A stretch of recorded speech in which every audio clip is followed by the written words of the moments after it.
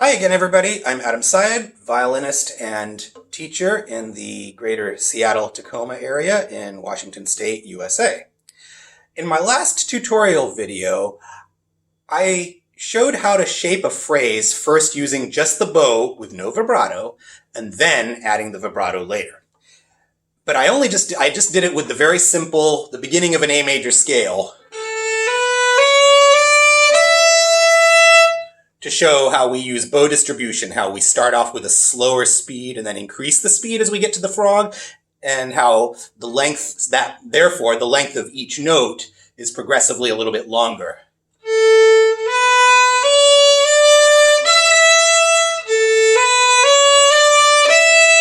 In other words, I showed that the bow doesn't go the same miles per hour the entire way, and the four notes on that up bow are not divided equally, 25%, 25, 25, 25, because if it did that, it would just sound very flat and it wouldn't sound like we're going somewhere.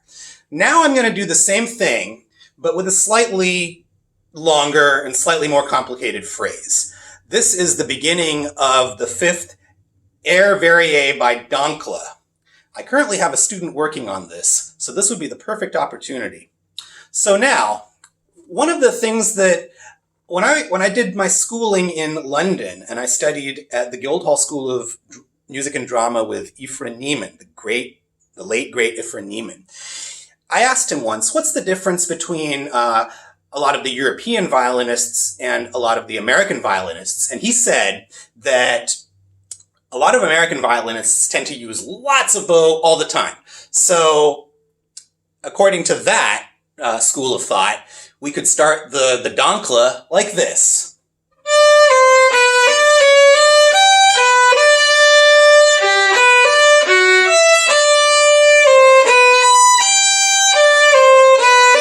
Okay, but in my opinion, that seems a little bit, it's a nice big loud sound, but it seems like it's loud and too much all the time.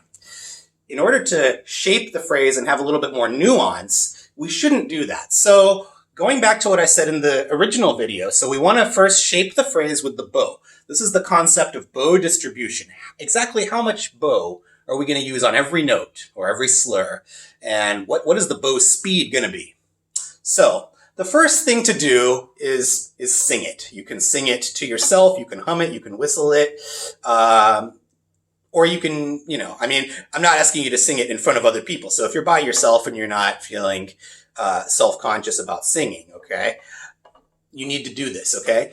Ya da da da da da ya da da ya da da da ya da da da ya da. Right? I'm reminded actually of an interview I saw once, or read once, with Isaac Stern, and he was talking about the beginning of the Brahms D minor sonata. And he said that the D needs to hover and glow above the A. And if we go to the Dancla, I feel the same thing about these notes, okay?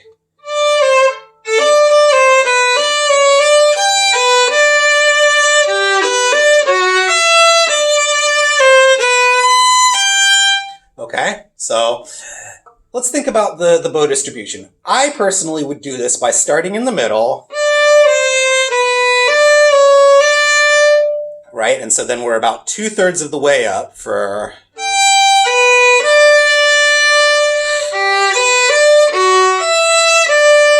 Now, I really want to emphasize that top note because it can get lost, okay? And then when we do the vibrato later on, we have to really vibrate it so that it doesn't sound less important. It should sound more important than the lower note that comes before it. Okay, so going back to no vibrato.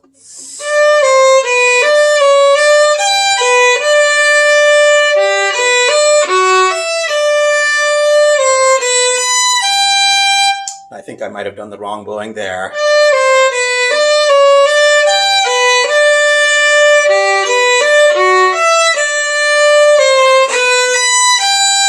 Do you hear how I go? You hear how I start with that slower bow and then increase the speed so that it doesn't just sound like ya da da, but ya da da ya da. Okay? Also, when I'm doing my first down bow, each note needs to kind of grow, and because the bow gets lighter as we get further and further away from the frog, that means we need to kind of overcompensate by digging in a little bit more with the power finger so that it doesn't decay, so that it doesn't ya da da da. It really ya da da da ya. Okay?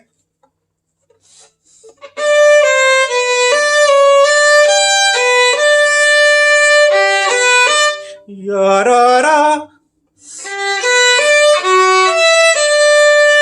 Now, it's very easy for the higher E there to get lost. Hear how that didn't really sound like much? See, I'm kind of making the E sound unimportant. But now let's make it sound important.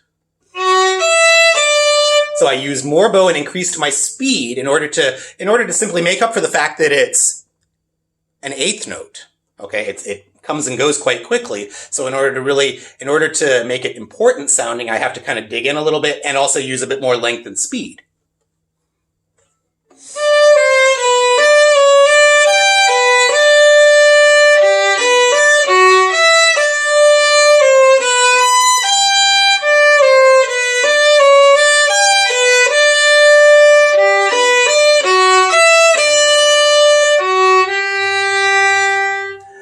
At the end of the phrase, I'm thinking, ya-da-da, ya-da. In other words, I think that's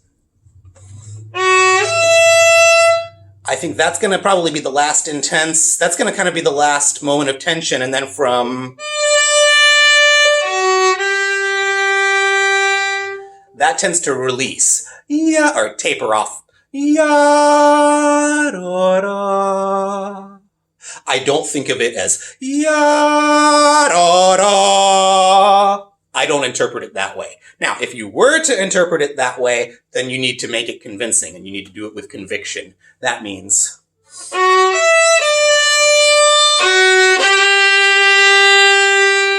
like I said, and this is where two violinists can have differing opinions, okay? You can have 1,000 violinists playing a piece of music and you'll have 1,000 different interpretations. No two people will, just like with fingerprints, no two people will ever have the exact same one.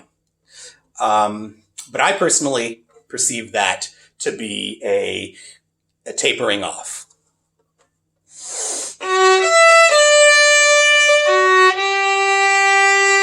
But because the tapering is on an up bow, that means that I need to release some pressure as I do the up bow. That feels awkward because it's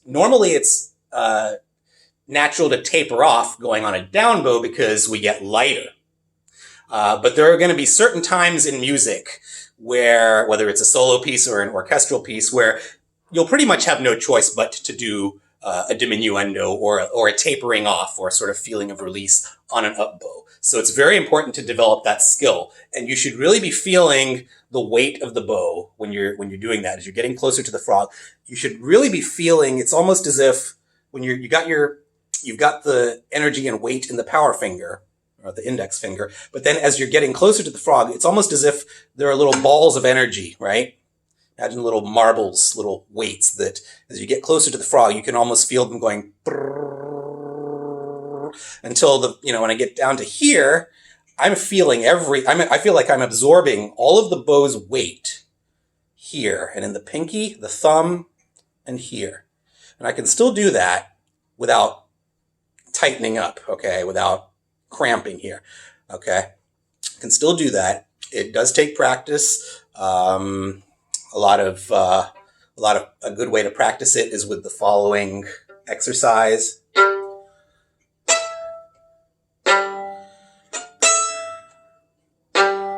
And another good way to practice it is to simply hold the bow with your thumb and your pinky. Okay, those two work against each other. You see, I can kind of push my pinky down and use it as a sort of lever. Okay, and if I can do that, then I know that I can absorb the weight of the bow at the frog. Okay, so just to zoom out and look at the big picture again. So I'm still not using any vibrato. I'm going to play the whole phrase again. Watch carefully. Exactly. So I start in the middle.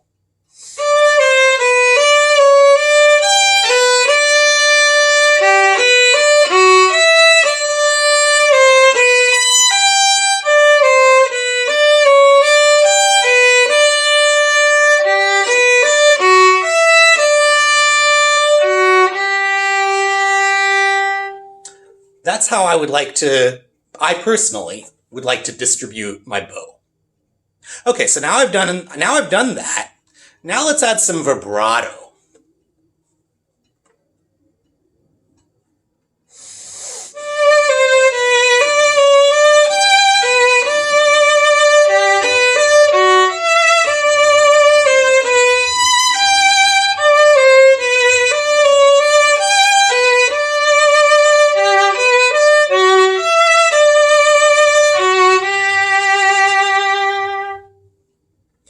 Now, in a passage like this, I would say that the main secret to making it sound very expressive, now we can talk, another conversation about different speeds and widths of vibrato, but for all practical intents and purposes for this discussion, the main thing is to try as hard as you can to vibrate on every note, including the ones that are played with the pinky.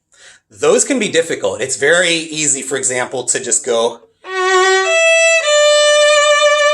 Hear how I didn't vibrate the pinky because my finger got lazy. So we have to really remind ourselves, okay, I have so many students, I say, circle that note and write vib above it.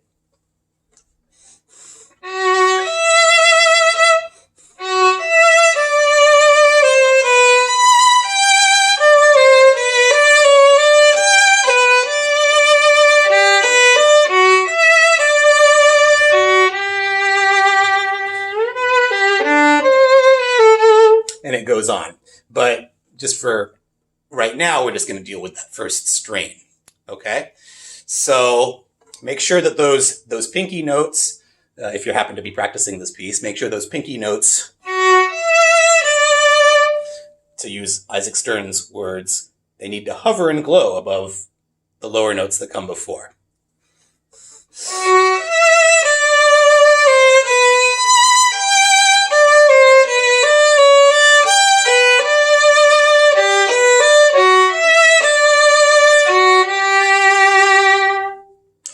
Now, one thing about using the whole bow for everything, like I demonstrated at the very beginning, you have to have quite good bow control to do that without what we know as what's called false accenting. Now, what do I mean by false accenting?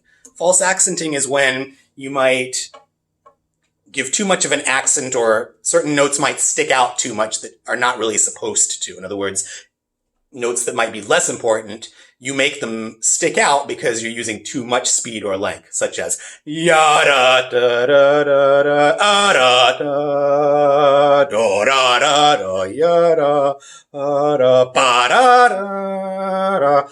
Okay, we don't want to false accent, so that's why we have to add shape and nuance to our phrase, and that's why we have to really plan out our bow distribution. Okay, I think I've pretty much covered everything I need to for this particular video and this particular passage. Hopefully this advice, you can take it to whatever you're working on. Let's say it's meditation from Thais. No vibrato.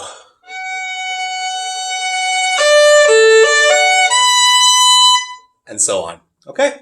All right. Thanks very much. See you next time.